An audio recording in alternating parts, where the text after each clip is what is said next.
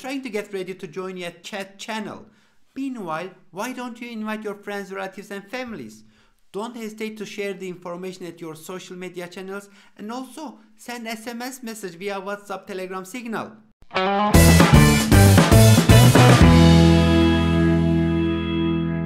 Dr. Zero Show right now will connect to Belgrade. From Belgrade we have an entrepreneur consultant, Danica Radisic. Hi Danica, how are you? Hi, Serdar. I'm doing great. I'm actually well rested, have a good weekend behind me, and ready to talk and get back to work. Wonderful. I know you are very active in the entrepreneurial area, and in one of our talks, you told me that there is a problem in the entrepreneurship itself and in entrepreneurship ecosystem. Could you please tell us what is the problem, or what are the problems? Yeah. All right. That's a little bit. That's an area that we would need hours and days to cover, but yeah, I'll be happy to start the conversation with a few things that I've noticed. The issue in today's day and age in regards to entrepreneurship is threefold. First and foremost, and probably the most important issue, is that markets are shifting, and most of those markets are unprepared and don't have functioning ecosystems that are ready to support viable entrepreneurship on a grander scale. On the other hand, most of our economies are very dependent on entrepreneurship, not only in terms of the private sector, but also in terms of solopreneurs. I'll give you an example. Serbia, where I am, I would say from what I know, and these are somewhat older statistics, I'm going to say from 4 or 5 years ago, but about 70% of our economy is based on either micro or small companies. So, our economies are very dependent on it, but somehow the markets aren't quite par. The second issue is obviously education, and I don't even need to get into that. Education is just, in today's day and age, simply throughout, from grades K to 12 throughout college, simply, let's just say, somewhat failing in preparing young people to not just start, but to run and manage businesses of their own, even if they buy an existing business. So that's number two. And again, that's another area that, we could pick apart and talk for days on end. But I'm going to say the third issue, and of course we're speaking, if we go into countries and certain markets and certain industries, we can talk in more detail, but on a grand and global scale, the third issue is that, frankly, is funding. And I don't mean that there isn't enough money going around. I'm talking about the way that money is going into entrepreneurship and startups. And yes, the way the methodology is outdated, the way that investors and funds, and let me tell you, a lot of them are aware of this. This is a problem that I haven't identified myself, but I've heard from financiers and investors and people in investment, is that it is tougher than ever to identify companies to invest in, to discover them, to find them, and they are readily trying to discover new ways of doing it. And obviously something that you and I have touched upon before, the thing that's wrong with investment and in the startup industry is, unicorns. Yes. The way we evaluate companies and the way we decide to whether or not to invest. About the corns, what is the problem about unicorns, the way that we evaluate? What is the problem there? Well, you know what? Come on, let's take WeWork as an example, right? Yes. From the get-go, most people that I talk, 90% of people that I talk to that know anything about basic investing in math, we looked at it. And again, we've mentioned this before. It's a thing we talk about, right? As soon as the company showed up, we looked at it and we're like, wait a minute. Okay, so they're going into long-term debt. Not to mention the maintenance costs on the properties and everything. They're going into long-term debt, and their revenue is going to come from Short short-term term. contracts. Yeah. And we're just like, wow. And suddenly they know they're investors. I'm not going to name any names here. We know who they are. They're Yes, investors. Like, very big this is something we investors, believe in. but very Right, big right, right. And investors. and it was a little, yeah. And it was surprising because they should know what they're doing better than I do. So I was like, all right. I looked at it, I was like, all right, there's got to be some trick behind this. I'm sure they have something down the road in the plans. I'm sure these investors have seen But we something that I haven't. And we it turns expect out they something like haven't. this. But we expect something like this. Like they should be smarter than us. Most probably they know something Exactly. that we don't know, isn't it? And then in the end, we say, Right. Well, okay, it they turns knew out they nothing. aren't. No, it turns out that was actually what they were investing in. So, first and foremost, and yes, WeWork is an extreme example, and hopefully it's a fluke, and hopefully that's not the direction. Hopefully it's a big, for some people it's a warning sign. For others, it's like, yeah, I told you guys that wasn't going to work. Um, but basically, and I'm not saying that anything needs to change tremendously. I'm actually saying that I think we need to go back to the roots of investing. And I think people in investment in general and in the startup ecosystem globally and in various countries need to learn to have a little patience. Hmm. Sometimes things done well are better than things done fast. On the other hand, it's about finding that perfect sweet spot of getting to market as soon as possible and getting revenue and maybe even turning a profit as soon as possible versus just versus just building up this big company and this big valuation. I'm just uncomfortable, and that just might be me and my conservative view and stance on financing and building businesses in general, is that I think we're going a little too fast, a little too big. Another good example is Upwork. I think it's a phenomenal company. I think they're building great things for the future.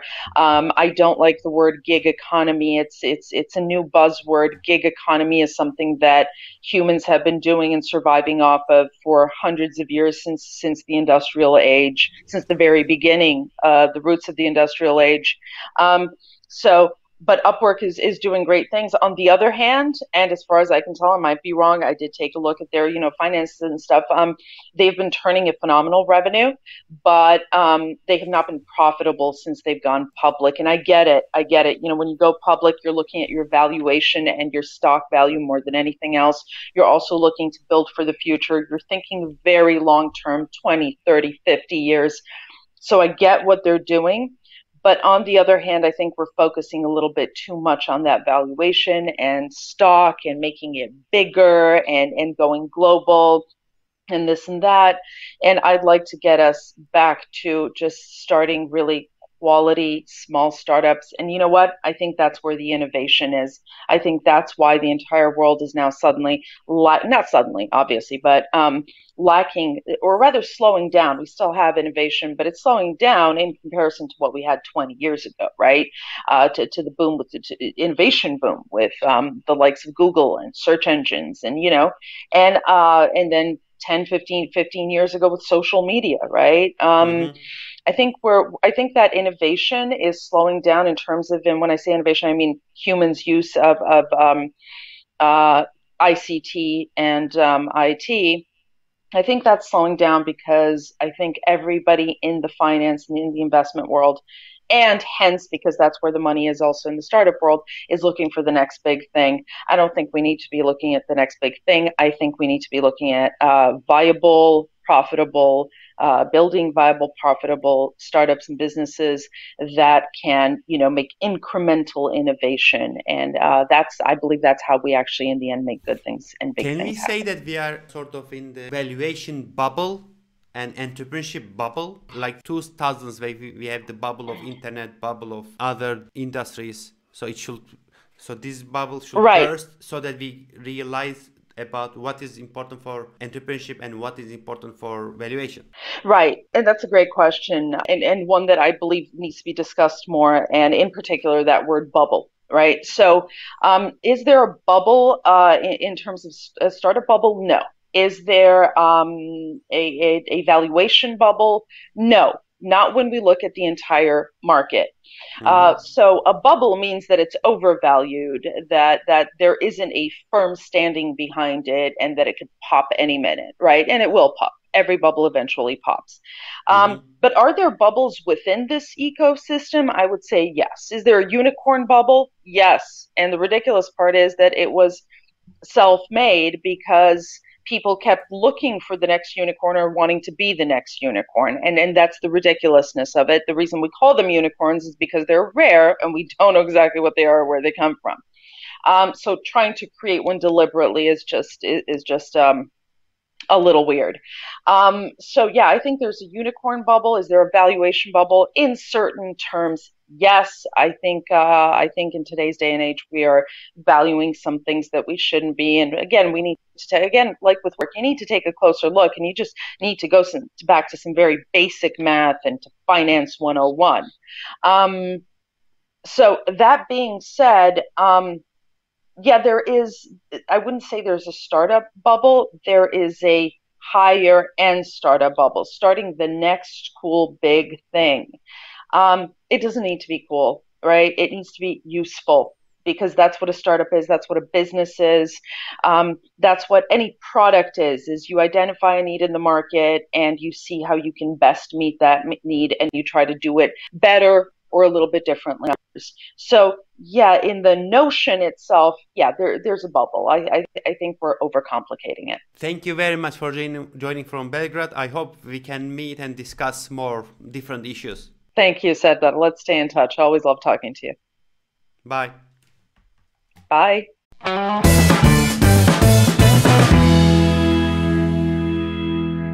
See you soon.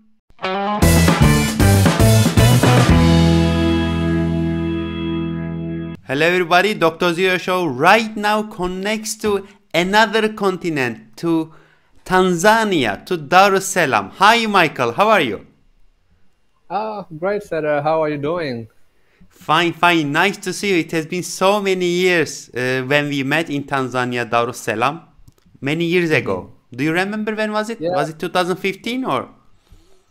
that was, yeah, absolutely 2015, yeah. At that time it was like I was providing some training on innovation business, but then when you were just a participant to education, but now you are an entrepreneur. What do you do? Can you tell me? Yeah, so actually, basically, last time you came, I was still in the university, so I was taking my college degree. After that, just after graduating my college degree, I started a company, which is a software development company. We are based and focused on creating digital products that solve community problems, as well as offering consultancy for national and international organizations on software products. Yeah, so Per- basically, it's a software development agency. Perfect. I just want to know what type of opportunities are there, and also what type of challenges do you face as an entrepreneur in Tanzania? Great question. In terms of opportunities, I think Tanzania itself is a huge country. We have over 60 million people in the country, so that can tell you, I mean, like how much the market is there for if you want to do anything. The market is really huge.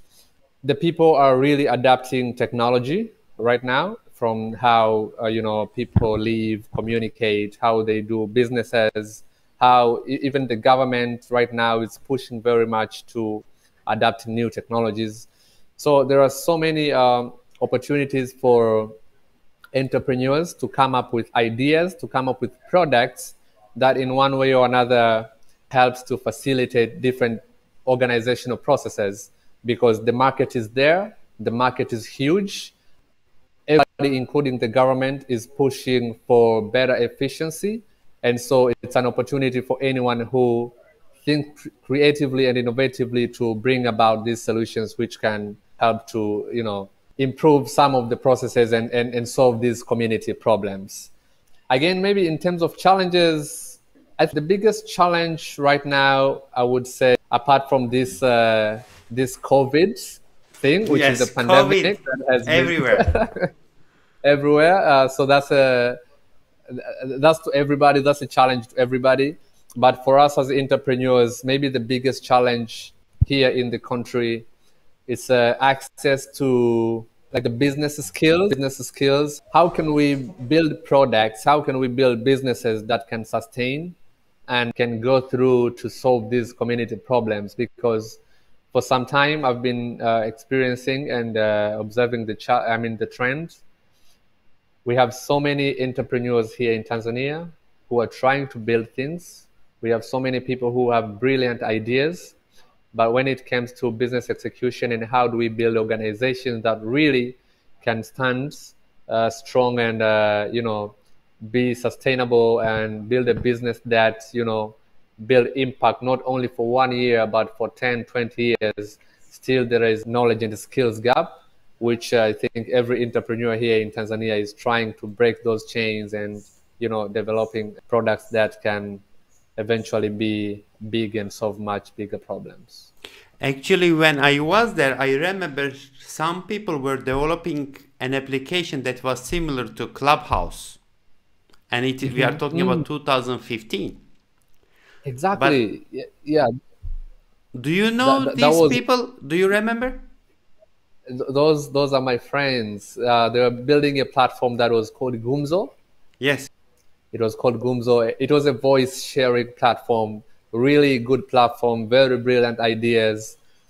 But they couldn't access to funding and they couldn't manage. Again, the challenge was exactly the access to fund was a bit of a problem, and I think that's also it's a big challenge for most of entrepreneurs back here, because the guys, they had a brilliant idea, but they couldn't have a fund to scale it and to put it in a big operation like whatever other people in other countries that we see,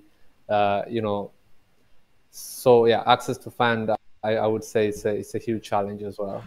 I can actually say that looking at the skill set, I can say that because I was there almost 2 weeks, and then I see the skill set the students that they had in Tanzania was at least as equal as the students that I had in Europe, in Sweden. So it was fantastic. But one thing was particularly different was the interest, the energy, the drive that I saw in Tanzania. I haven't seen in Europe. So that's why, like when I was there, I was so much tired because some of the lecturers didn't show up. So I was taking their sessions, and then there was too much interest.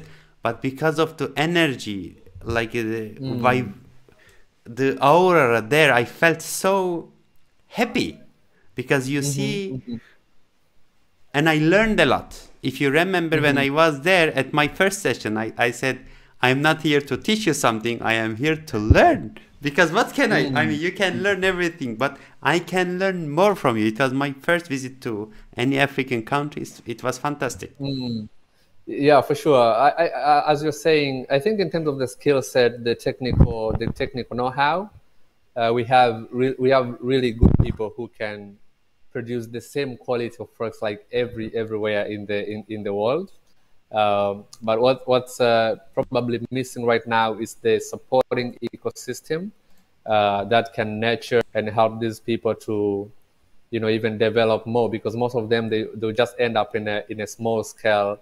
So you'll do a brilliant app, but it scale it, so you're going just to remain small. But if there is a good ecosystem, support ecosystem to help these people to build these ideas into bigger businesses, that will be a huge boost for most of the entrepreneurs here in Tanzania. But I heard that I noticed that there are some incubators. Is it not enough, or do you need more? That's a great question. On incubators, my thoughts will be they are really good and they are doing their job very, very, very well. But I feel like most of them, they end on an early stage. They are very useful for early stage ideas. So in terms of helping the people who are starting out, just to figuring out the basics of the business, who is your customer, what is the product all about, the problem that you're solving, they are doing a brilliant job. But when it comes to accelerating these entrepreneurs and really helping them to build a stable business, because at the end of the day, what matters is a business. There is no politics, there is no stories. We need to be able to produce people who can build real businesses that has real impact, and they have, like revenue numbers that are comfortable. So in that part, I think most of the incubators haven't done a good job in terms of challenging and nurturing these entrepreneurs to build real businesses, because most of them, and that could be also a problem because they are projects based, they are donor funded, and sometimes donor and whoever puts money in, they come with their own interest rather than the interest of these entrepreneurs. Because in the side of entrepreneurs, the interest is to build a business, but probably in the side of donor, they are interested to get coverage, to get people talking about whatever to build awareness around communities in whatever projects that they are doing. So these two, finding a match, the right people to support the right entrepreneurs, it's a bit of a challenge. So that also affects even in terms of the quality of the products and the business build, because most of them would build businesses based on what a donor wants, maybe what a hub wants, not really a business that from the motivation is to solve a problem. And these two orientations are too different. Don't expect a person who is building a product for a donor to build as the same business as any other who is, building an actual business. So that would be my perspective. I understand. Great insight. One final question. What is the one particular project that you are working on? Maybe our audience might hear, can get in touch with you. What do you do now? So for the past 3 years, we have been doing consultancy, helping people and the organization to build apps. But we noticed that most of the people right now, they are running away from apps. People are not installing apps anymore. So we have developed a simple platform to help businesses to get paid by their customers through WhatsApp. It's a very simple platform. You don't need an app. You don't need to install another app to use it. As long as you have WhatsApp, you can right away use our platform and connect to whatever business that you want to pay. And we have integrated with the mobile money services here in Tanzania, which is huge. So you can pay directly to these vendors and businesses through your WhatsApp number. So that's particularly one project that right now we are working on. It's getting a lot of traction, and we are going to sign up more companies in the coming weeks. And for further exciting projects that we are working on, you can just visit our website, which is hype.co.tz, hype.co.tz. You can see a number of projects that we are working on, and we can connect and see how we can help. Yeah. Whoever interested can also find you at LinkedIn.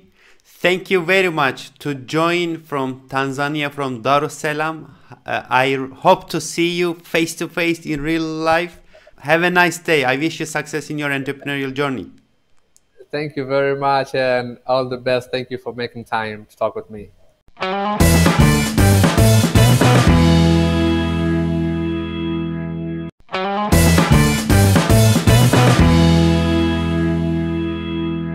Hi, Dr. Zero right now connects to Dr. Alia Amir, Senior Lecturer in Linguistics at Mid-Sweden University. Hello, Alia. How are you? Hi, Sardar. I'm good. How are you? Fine. Nice to see you. I just wonder how kids learn language. Is it that they should only one language and in perfect way that they can learn other language later on, or can they learn multiple languages at the same time? Children can learn as many languages, theoretically speaking, as as they experience in their lives. So if people have more than two languages at home, they can automatically understand that and start using it if they are under 3-year-olds or under 4-year-olds. They can even absorb more than 3 languages at a time. So for you, as I understand, Kurdish was your first language, right? So any language which a child learns before the age of 3 or 4 is the first language. Because you're not learning grammar, you're learning naturally in your environment. And it can be, theoretically, it can be as many as possible. And as we can see that couples who have different languages, and if there is a third language from the environment as well, they can pick all 3 languages equally. But depending on where they are living, let's say if it's a couple who is from Spain and living in Japan and using Spanish, English, and Japanese, the child will automatically be more exposed to Japanese than Spanish. So it would be natural for the child to understand that. So practically speaking, there's no harm to a child's understanding of languages if he or she is exposed to more languages. Because in some nationalistic countries, let's say France and Turkey, they say, oh, okay, it is better that your kid learns the official language, otherwise they will have problem in their future. So they actually sort of enforce families to speak only one language, especially for the minorities. But what you say is no, they can learn multiple languages at the same time. So does it also mean that they can be bilingual? Do we say trilingual? I don't know. Yeah, we can say trilingual. Trilingual. So they can be trilingual by the nature if they start to speak and continue to speak. So there's no harm for them. So there's no harm. There's no confusion. The thing is, after the Second World War, when the nation states started appearing, and the ideology of one country, one nation appeared, and all these countries assume that having one language for one country is the default way to move forward, which has never been a default way of the countries. As you already know, most empires and most states have been plurilingual. I mean, think about the British Empire, or there were several languages. It was never possible for the British Empire to use one language in the whole empire. If you think about British India only, when the British came to South Asia, Persian was the official court language, which was the official language for 700 years. I even heard that Persian was the official language to speak with Indians, isn't it? So I was surprised. Not the official, but like the classic form of expressing poetry and literature. Yes. So now, for instance, people would, if you and I write a book, we would definitely use English to reach audience. So Persian, all poets and all writers use Persian for expressing in those genres.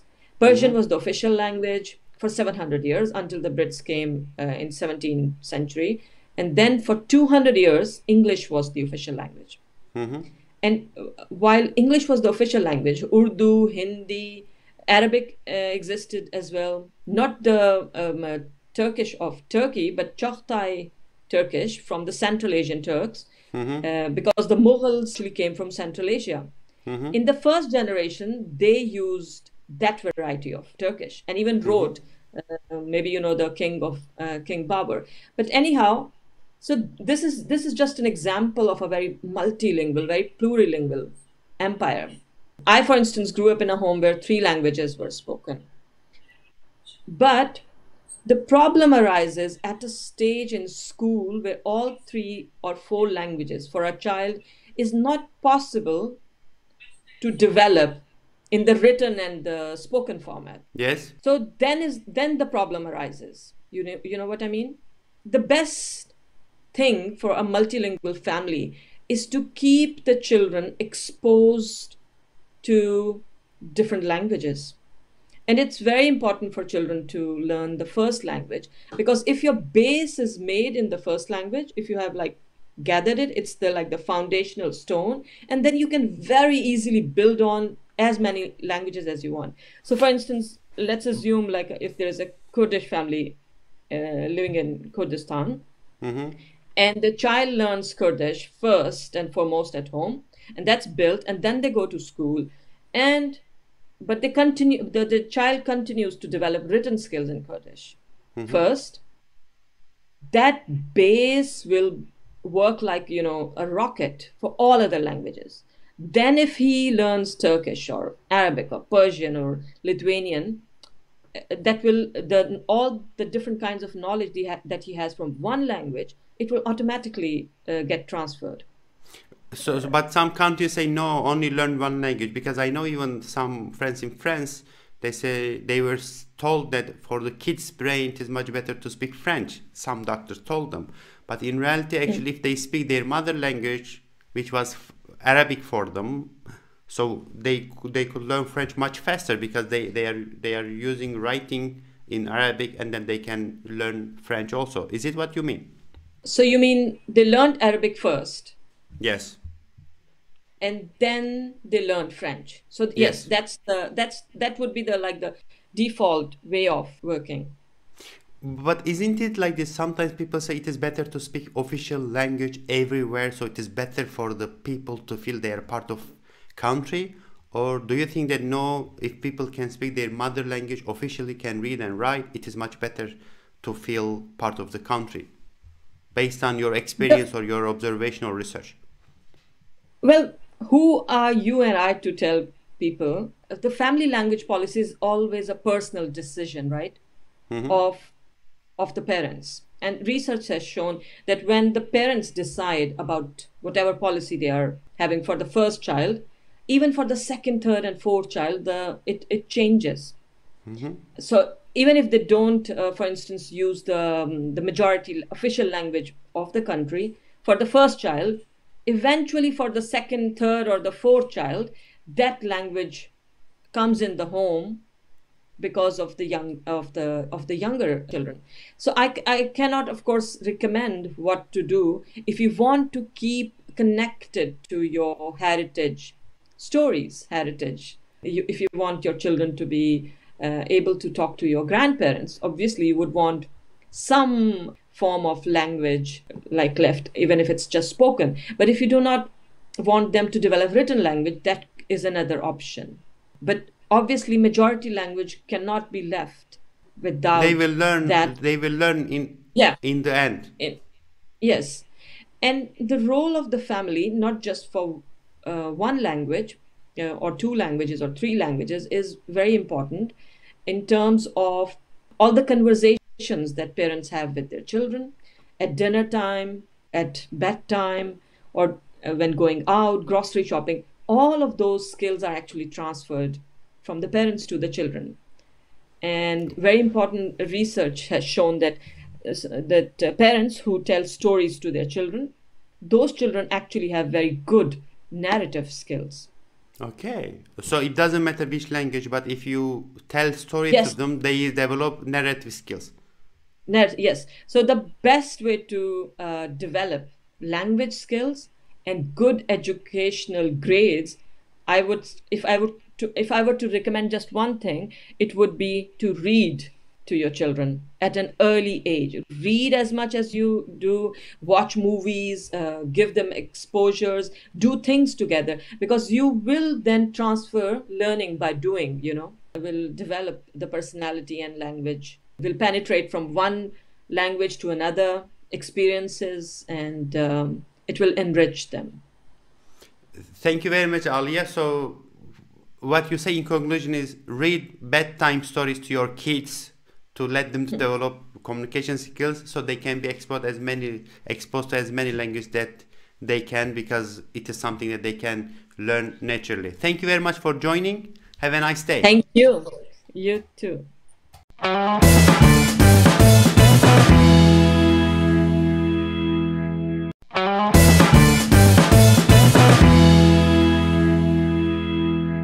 Dr. Zero Show right now connects to UK, David Burden. Hello, David. How are you? Fine, thanks very much. Yep. Thank you very much for joining. I know you from my master thesis times when, and the time that you were doing 3D version of LAX. You're using already available open data sources to create, to visualize Los Angeles airport in 3D environment. So isn't it? It was around 2008. It wasn't so much. Yeah, it wasn't so much. It was the airport. It was actually the data of the air traffic around it. Yes. So the same sort of information as you currently get on flight radar, but showing that in 3 dimensions. Yes.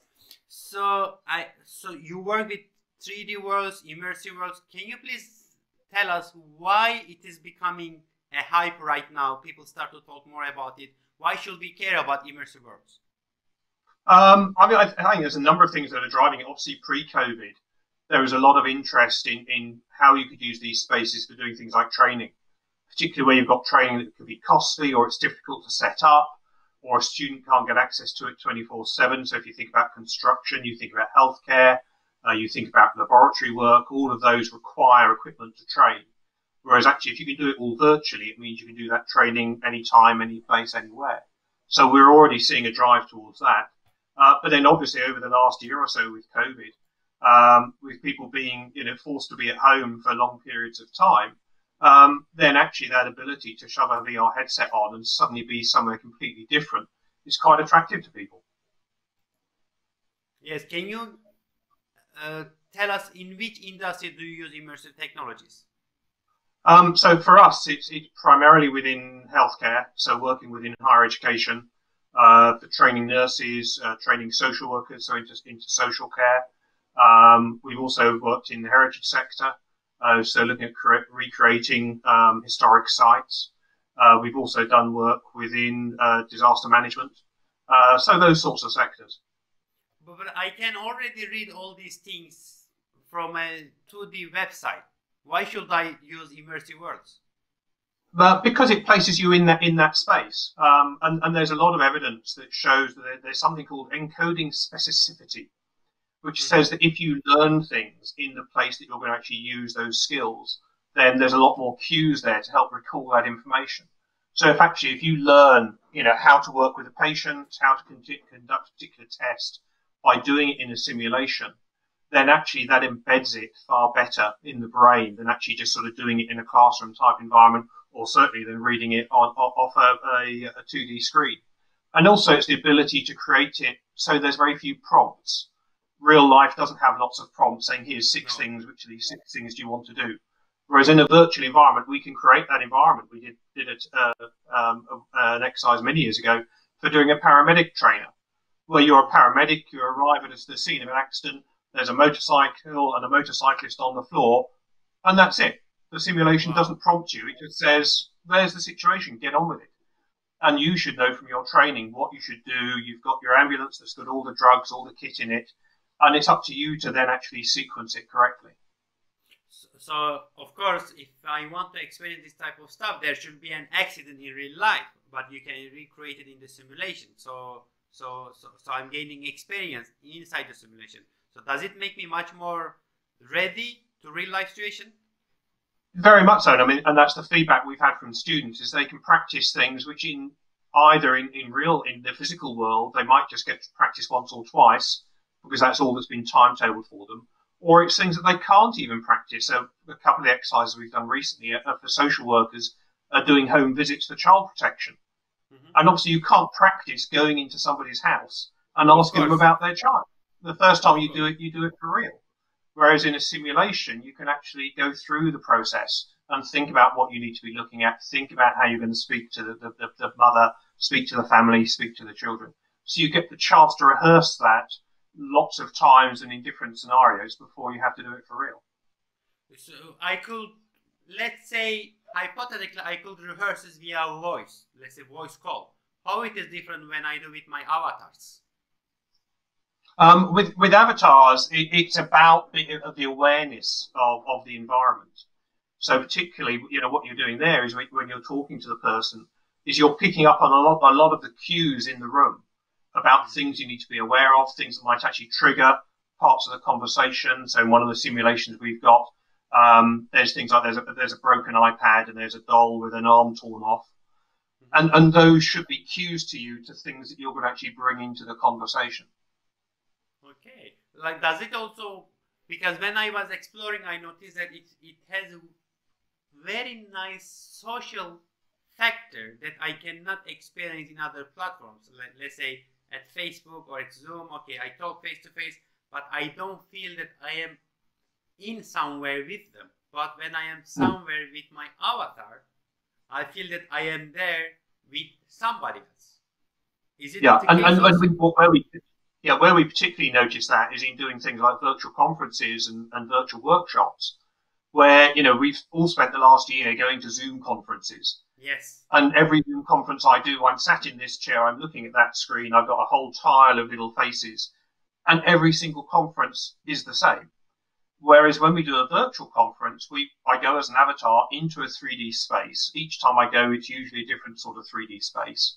I can walk around that space just as I could do a real conference room, and I can actually go up to people and go up to their avatars, and we can actually have a one-to-one conversation, which is quite unique within that environment. And I remember, even as I speak now, I'm thinking back to some of those conferences I've been to over the last year, which are like that. And I can remember them because of the places the virtual places that I was there, and the virtual avatars I was talking to. Yes, you can even exchange files, slides from avatar to avatar. You also reminded me my time when I was exploring. Also, so it is like I can visit rooms, I can visit the posters. Yes, it is much closer to reality than sitting in front of 2D. And what was amazing that people are able to dance, for example, like I can dance, and yeah, you can. Please. Yeah, and then I think you can have those social events, so it doesn't all have to be POV-based conferencing, and you can actually have the after event party and things like that. So you can do events which are purely for socializing. So I went with Immerse UK. We went to visit Burning Man on Mozilla Hubs, and it was just there as a social. It was just there as a social event. So yes, you've got that ability to do all those things that you do in the physical world, but to still do them in the virtual world. Yes. What was fascinating was like when I was flying with my avatar, I felt excited, even though in reality I am just sitting, because my avatar flies. So was it the case that people feel like it is like immersive, it is like extension of my identity is there, but actually sort of I feel that I am there because my avatar flies. Even though I sit, I feel excited. Why should I feel excited? I'm just sitting. Yeah, and there is that weird crossover that it is a very visceral experience. So it feels like it's you that's having the experience, but at the same time, you feel you've got the protection of that avatar.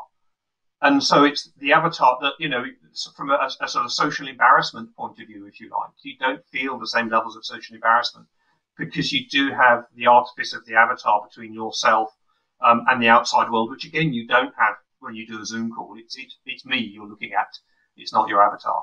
But one of the things I think is particularly interesting is as you're saying, you're describing those sorts of, Second Life style situations where you're moving an avatar around and you're doing things and you're feeling immersed. You don't have to, shove your headset on to feel that level of immersion. You can get a lot of that immersion just from driving your avatar around those sorts of experiences. So it's one of the things we're very keen to do is to make sure you've always got that choice about do I put a headset on or don't I put a headset on? And unfortunately, a lot of the hype has been about you've got to put a headset on.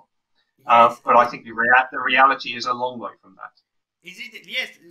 When we were talking years back, we didn't have these eyeglasses or this type of goggles or headphones, but still it felt real. Just there were some problems with some software, but actually it was working very well. Because I think it increases the level of barrier to use it.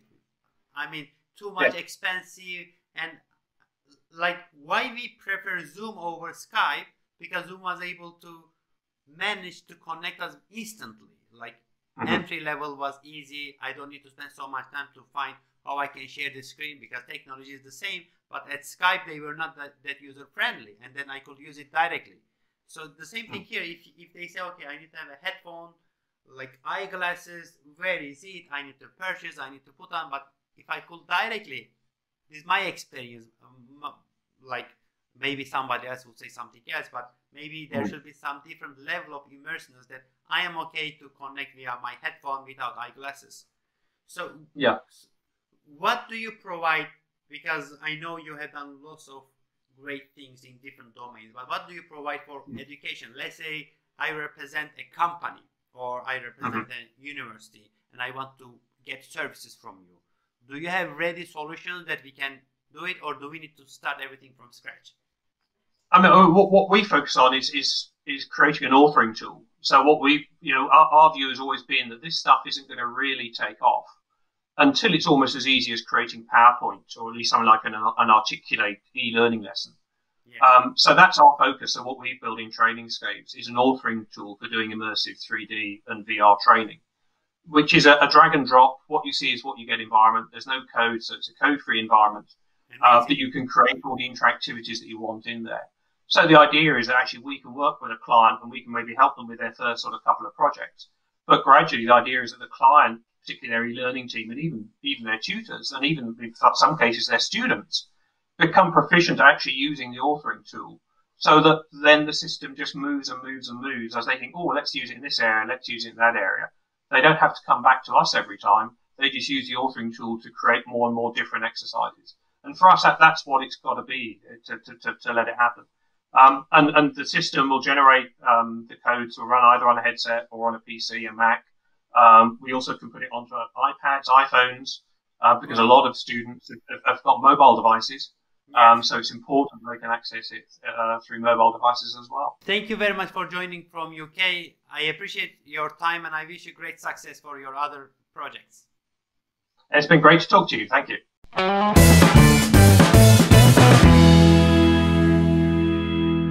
Hi, I hope you had a great time at Dr. Zero Show, and if you want other people to hear it, please follow me at Facebook, YouTube, Twitter. Don't forget to follow Reportare, and don't forget to follow Dr. Zero Show. If you have any suggestions, recommendations, please get in touch with me. I will be glad to communicate with you and listen what you suggest. See you. Bye.